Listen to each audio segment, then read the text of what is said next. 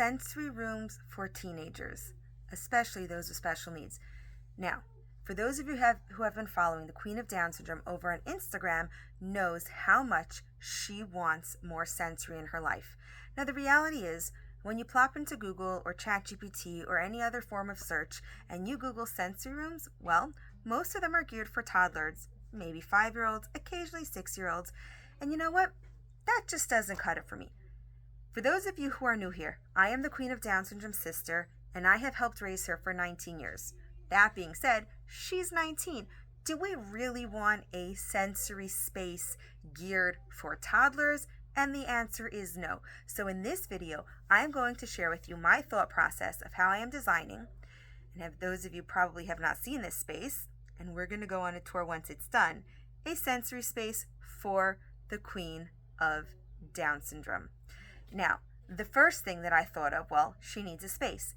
And it just so happens to be, we have one of those floor bunk bed spaces, and I figured, that's perfect. We took out the mattress, and we created a space that is just hers. Now, why did I choose this? Number one, we live in a small space, we don't have room. And number two, getting her a tent or something like that, like I said, back to this seems babyish. So we didn't do that, and this space works well. So follow us on Instagram and follow us on YouTube so you can see the big reveal when it's ready. So once we have the space, I had to think of flooring. Right now, the flooring that we used was very simple, but yet soft. It has the sensory feel, and this is something, yes, you'll find in the toddler play spaces, but guess what? You may also find them in gyms. So I felt that this was the perfect flooring to put on it. Then, like I said, yeah, giving her throw pillows and stuff was nice, but behind me we gave her this really big, beautiful, almost feels like velvet, pillow chair, so she has a nice space to sit back and relax and enjoy her space. I also put here, as you could see a little bit, these are cubbies. You can find them anywhere, and I'm going to link to as many of these things as possible, just in case you're designing a sensory space for your teens. All you have to do is check the description below. So I got these cubbies. They're simple, they're white, and they hold her stuff. But now comes the big question. What sort of things are we putting in? And the reality is, like I mentioned, they are geared towards toddlers and younger kids. So the first thing I thought of is, what is she interested in? Because again, it's about her first. The Queen of Down Syndrome has Down Syndrome.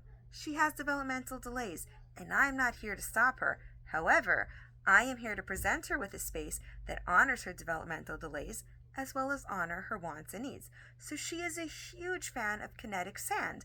And so when I figured out which kinetic sand sensory box are we getting, I'll show you guys in a minute, I said, so she likes kinetic sand, and what can we do to kind of honor the fact that she's 19? And getting her some of those like castle building stuff or fairy stuff is just not going to do it.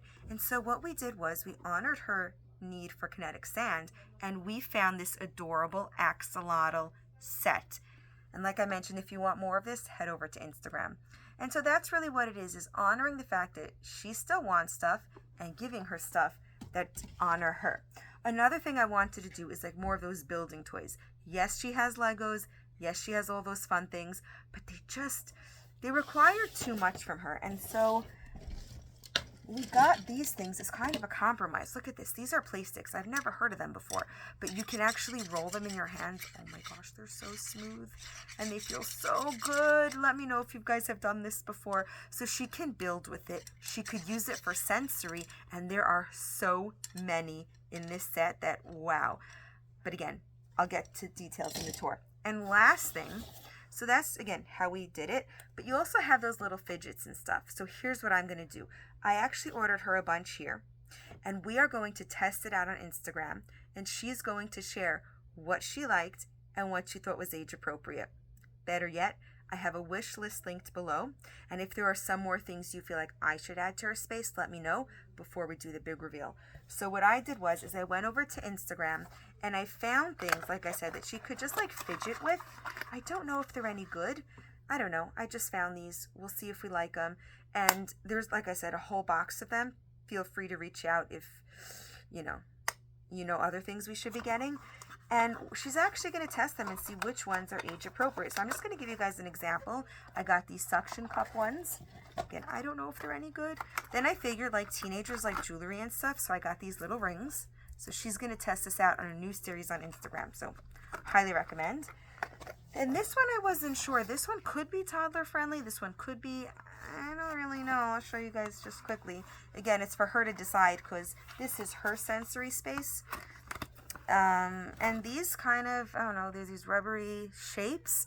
But again, this one I'm not so sure about, but the thought process was, she is a teenager, she has special needs. What does she like? And there's a whole lot more here that I already have, and I'm looking forward to your suggestions below, because I will be adding very few things. Budget's running low, but I want to make this her space. So again, honor the fact that she's a teenager, find things that work well with teenagers like jewelry, and also things that she likes, which is kinetic sand. And that's kind of how we are going about building this sensory space.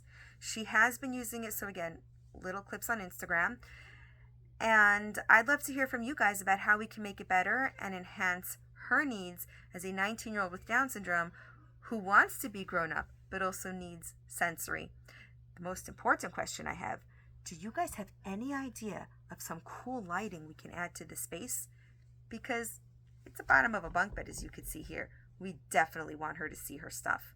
And I cannot wait to show you guys the big reveal. Thank you guys so much for stopping by.